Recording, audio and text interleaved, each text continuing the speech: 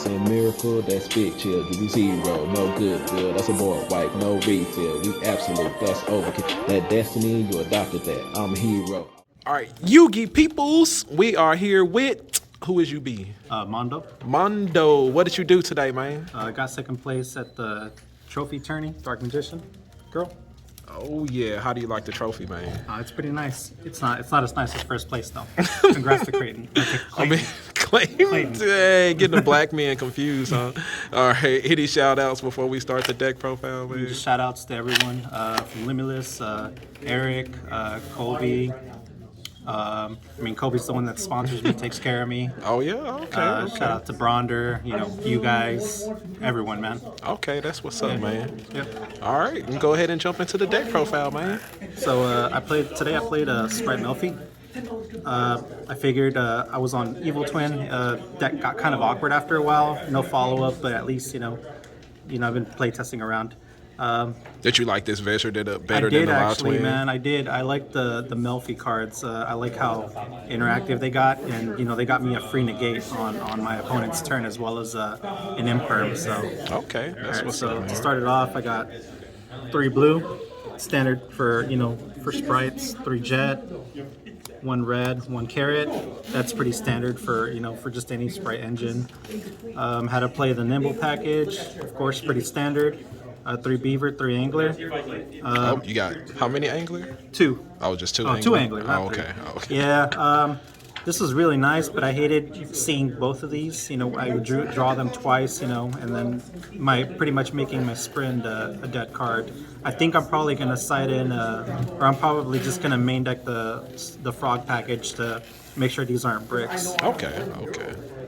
Got the Melfi Caddy, Melfi Penny. These are both pretty good. Did you ever draw those and was like, no, I'm supposed to at you? I did actually, but I did not mind because it pretty much didn't let me play into things like Imperm or Ash. So a lot of times people would save their Ash Imperms for the Melfis or Melfi of the Forest, and pretty much drawing them avoided that. Okay. Played 2 Cash Fenrir. This is a weird choice. It forced out a lot, man. This guy was an MVP. Just summoning it on board, was a threatening card. Pretty much, people were forced to react to this as soon as this hit the board. Pretty much freeing all my other plays. Okay. So it's like one of those cards that even though it's not engine, you never regret really drawing it, right? I did not actually, and I'm glad I played 2 because I feel like 3 was bricky, and then once I get to the second one, I really don't ever need a third one. Right. So YUGIOH turns don't go that many times. Yeah. 3 gamma, 1 driver. This card is never going back in my deck. I absolutely hate it. Every time I drew it, I would draw it in pairs. I would draw both of these. I would draw this. I don't want to see this card again. I'm sick of seeing it. It never helped you all day, no, man? Not at all. It bricked me most of the times. 3 Ash for the branded matchup. This card just covers a lot of bases in general. It's pretty nice. Of course, 3 starter, pretty nice. Gamma Burst.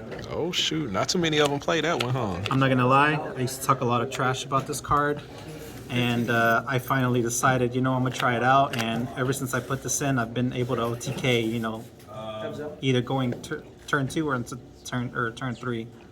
It's a crazy card. Did E-Man talk you into it? It was Chris, man. It was Chris. We got 3 E-Telly. I like the card, but just not in this deck. It's pretty bad with the gamma stuff. Yeah, so you're gonna have to take those and the gammas out, huh? Too. The MVP. MVP. Auto Prosperity, man. This card's crazy. It grabs me anything that I don't have in hand, and it also forces my opponent to see what what cards are there. So it'll force some interaction. Oh, you don't feel like in the next upcoming format, Droll is pretty big. So, Pride of Prosperity into that ad, they go Droll, and then you hit them with the Gamma. That's good, right? Maybe then I'll play the Gamma, but not right now. Not right now? All right. 2 triple tech. I felt like 3's a brick. I do like the card a lot. It can conflict with the Prosperity sometimes. But the change of heart effect, it's crazy. It stole me an Avermax today. Helped me push for game. Oh man, was it one made with IP? Did he make it with IP? I don't remember, but Okay. it did steal me an Avermax. Yeah. 3 imperm hits everything, pretty standard, and then 1 double cross. This card's crazy. There are decks that really rely on their normal summon. So once you snatch their normal summon, it pretty much shuts off or puts them on a really puts them in a tough situation. It's like you better have some kind of extra extender, huh? Yeah, and then there's no smashers in this deck if you've noticed. Yeah, that was just kind of crazy. because I don't like discarding cards. I hate discarding cards or just getting rid of anything to get rid of something else when this deck, can do it in other ways. Right. So you were talking about in the main deck, you didn't like the Gamma package. What would you swap that out? That and the E-Tellies and stuff. What It'll do you be think for you a would swap? frog package and Frog for some more package. hand traps probably. Okay. All right.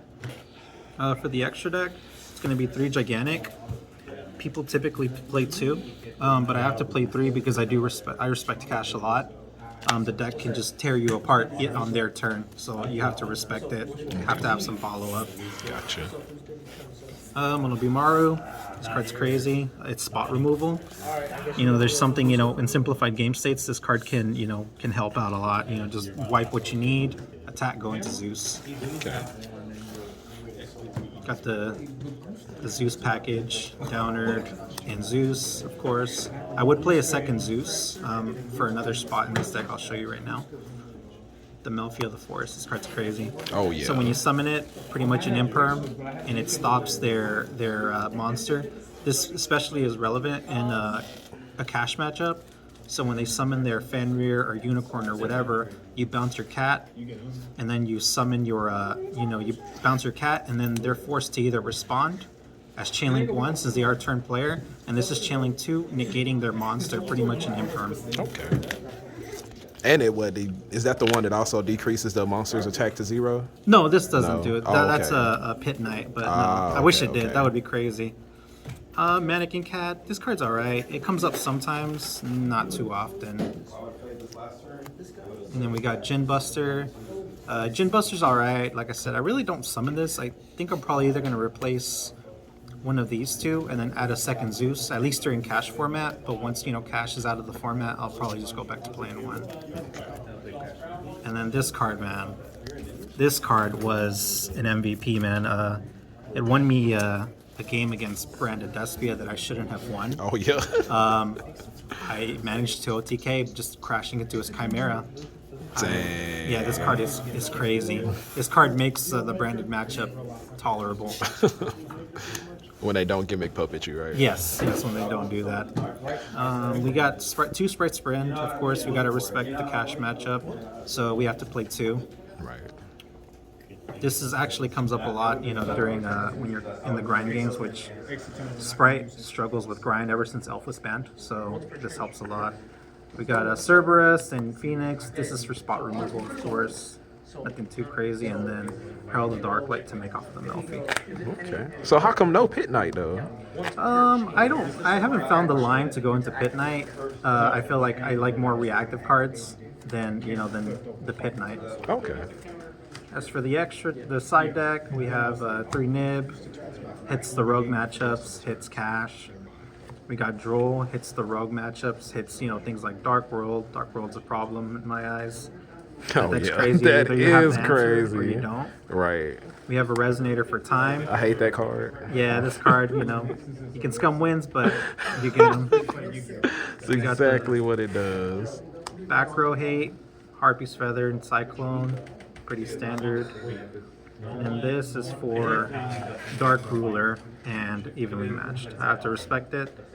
Once they crack your board, there's not much crackback, so you have to play these, in my opinion. To keep all that stuff from happening. All right. That's so, the format's getting ready to change. Do you think you'll still be playing this deck, or are I you probably looking will forward to not. playing something else? I do look forward to a new format. I feel like it's gotten a little stale, so we'll see what I'm going to play because I'm not too crazy about these decks. I got you. That's what's up, man. So, congratulations to you on second thank place, man. You constantly win. You win like quite a bit and stuff, man. right, Yep. thank you. Any other final thoughts?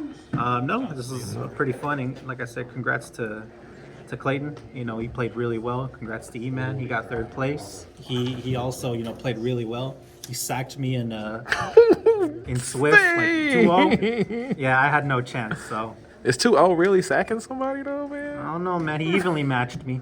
Both games?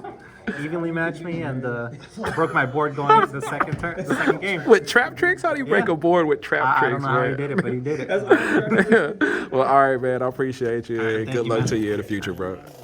Man, he come through, he level up, he go cool, he shining out and popping to over 9K. That's a breakthrough. We on top now. Here's a look at our world.